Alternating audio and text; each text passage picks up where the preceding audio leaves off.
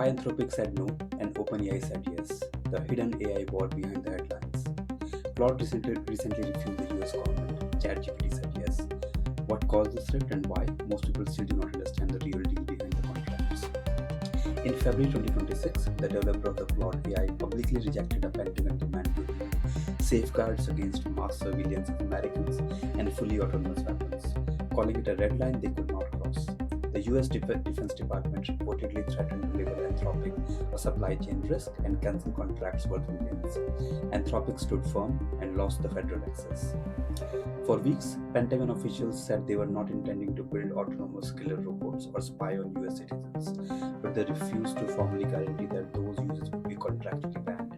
Anthropic said it cannot, in good conscience, agree to language that could let its AI be applied however the military sees.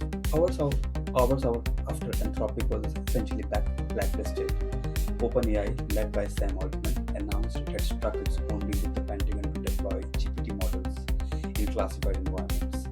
OpenAI claimed that the contract still prohibits mass surveillance and autonomous weapons, but critics call it a clever semantic play, as the Pentagon is allowed to use the model for all lawful purposes, meaning existing surveillance laws like FISA and EO 12333 could be leveraged.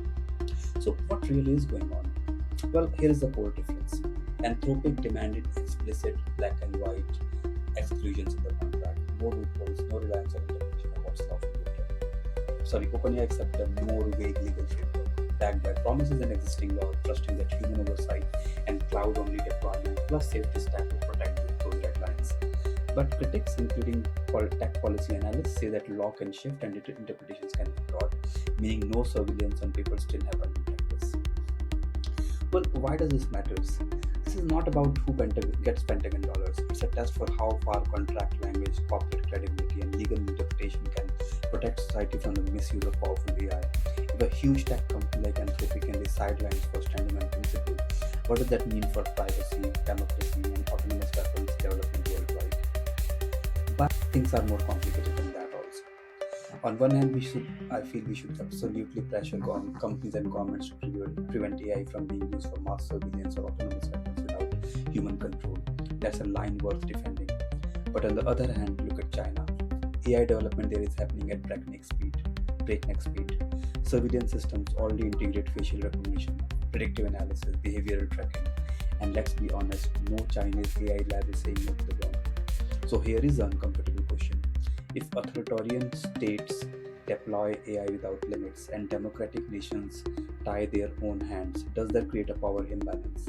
And if democracies refuse to build certain capabilities, do they protect freedom or do they risk losing it? So maybe the real debate is not should the US use AI for defense. Maybe the debate is what safeguards are non-negotiable, what defines government, what oversight should exist, and how do democracies stay competitive without becoming what they oppose. Because if we don't define the balance, someone else will. And history shows technology does not wait for moral clarity. Thank you for listening. If you like the content, please hit the subscribe button. Thank you.